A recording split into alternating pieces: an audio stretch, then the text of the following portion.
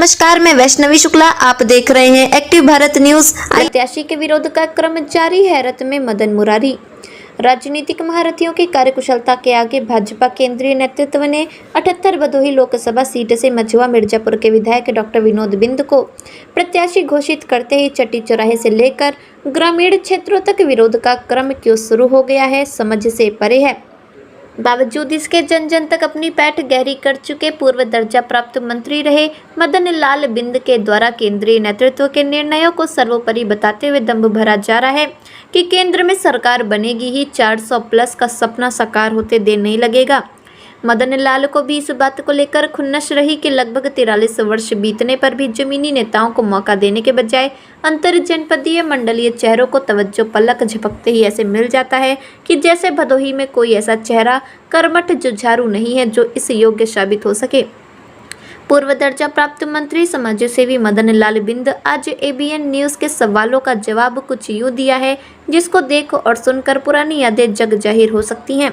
आइए रुख करते हैं भदोही की ओर और देखते हैं राष्ट्र की बात राजेश तिवारी के साथ। इस सिंबल पे कैंडिडेट को उतारी है तो आप एक वरिष्ठ कार्यकर्ता हैं भाजपा के और एक अच्छी पैठ बना के रखते हैं अपनी इस लोकसभा में।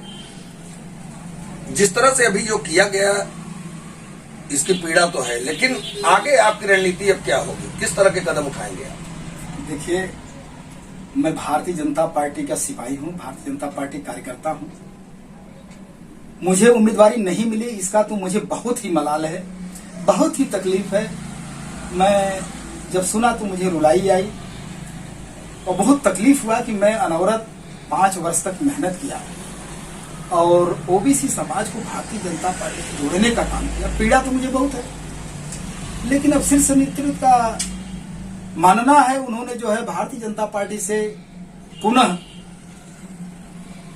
इस लोकतंत्र में कहीं भी व्यक्ति चुनाव लड़ सकता है। लेकिन यहाँ भदोही जनपद के वासियों की मांग थी कि जो भी इस बार 2024 में प्रत्याशी बने वह भदोही लोकसभा के अंदर का होना चाहिए। लेकिन दुर्भाग्य मेरा है, मेरा किस्मत नहीं साथ दिया, मेरी किस्मत में नहीं था।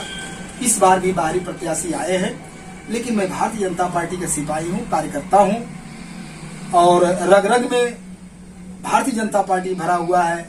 निश्चित रूप से मैं भारतीय जनता पार्टी के साथ हूं, लेकिन पीड़ा मुझे बहुत है। जैसा कि भारतीय जनता पार्टी का टिकट पाने के लिए यहाँ पे एक लंबी फहरिस्त थी, लंबी लाइन थी, काफी लोग उम्मीदवारी जता रहे थे। तो जितने लोग उम्मीदवारी जता रहे थे, जितने लोग कह रहे थे कि टिकट शायद हमें मिलने वाला है या काफी लोगों का नाम उछल के सामने आया था, तो सभी की पीड़ा आप जैसी ही होगी। देखिए, जैसे एक क्रिकेट प्लेयर की टीम है, अगर वह टीम हारती है तो उसमें जितने भी प्लेयर होते हैं सभी को अपनी पीड़ा महसूस होती है।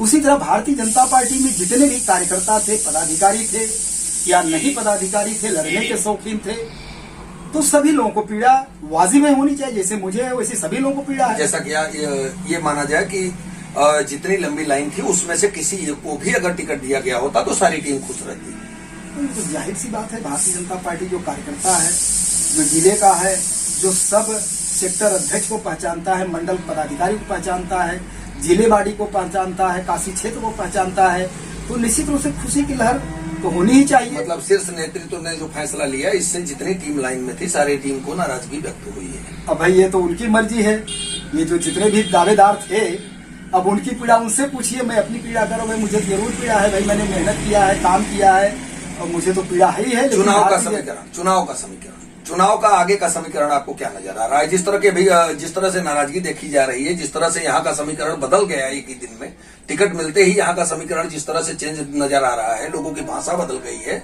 लोगों की धारणाएं बदलना शुरू हो गई हैं, तो इसको देखते हुए आगे चुनाव का समीकरण किस तरह का नजर आ रहा है, खासकर भदोही का? देखिए पत्रकार बंधु, आप सब कुछ जान रहे हैं, मेरे जबान से क्यों कहलवा रहे हैं।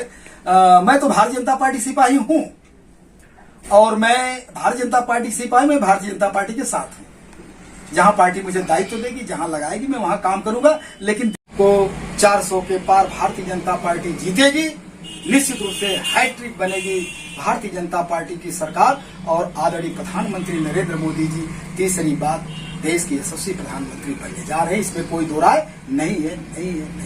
किंतु मैं 78 लोकसभा क्षेत्र भदोही के संबंध में अपने दिल की पीड़ा कहना चाहता हूं। मित्र, मैं कहना चाहता हूं, भारतीय जनता पार्टी के शीर्ष नेतृत्व को भी मैं अवगत कराना चाहता हूं कि 1980 में भारतीय जनता पार्टी की नींव पड़ी और 1980 से लेकर 2008 तक भारतीय जनता पार्टी में भदोही जिले से किसी भी प्रत्याशी को नहीं बनाया गया। 1980 से लेके 2024 तक भारतीय जनता पार्टी का उम्मीदवार भदोही जनपद का कोई नहीं बना।